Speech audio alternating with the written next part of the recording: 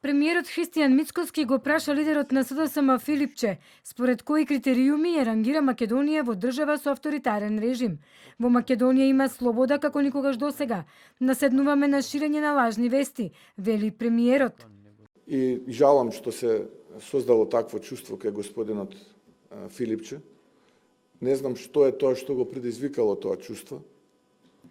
Јас па напротив, мислам дека поголема слобода во општеството од оваа една година која што е и во медиумите не постоела. Може би треба да го прашате врз основа на кои критериуми и кои параметри тој носи ваков заклучок. Но јас не мислам дека тоа е така. Дури ако ги гледате извештаите од реномирани меѓународни институции, дури и од Репортери без граници, ќе видите дека во рамките на слободата ние напредуваме, ние назадуваме во рамките на рефлектирањето на лажни вести и обидот да се спинуваат одредени вистини. Тука ние назадуваме и затоа неколку места се повлековме надолу. Одговори од опозицијската СДСМ од каде му наведува повеќе причини на премиерот зошто мислат дека во Македонија владее авторитарна десничарска власт.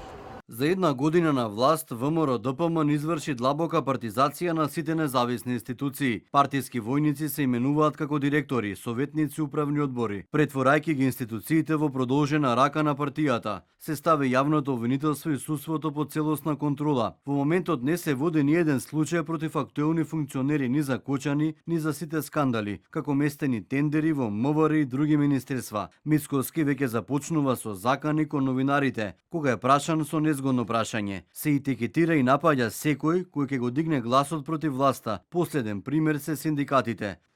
Инаку, во текот на вчерашниот ден, лидерот на СДСМ Венко Филипче од конференција во Грција кажа дека Преспанскиот договор решил голем проблем помеѓу Северна Македонија и Грција и овозможил на Македонија да стане земја членка на НАТО. Но сега со земјата владеела авторитарна десничарска влада, која не сакала да ја придвижи земјата напред во евроинтегративниот процес. Prespa agreement solved multi-decade issue between North Macedonia and Greece and allowed North Macedonia to become a NATO member. Unfortunately, we did not become a EU member, although the wish is here, the appetite is still here. We have a right authoritarian government currently in our country, which is not willing to push the country forward. So it's like a vaccine. We got the first dose with NATO, we didn't get the second dose, and it's nice relation of authoritarians with the anti-vaxxers.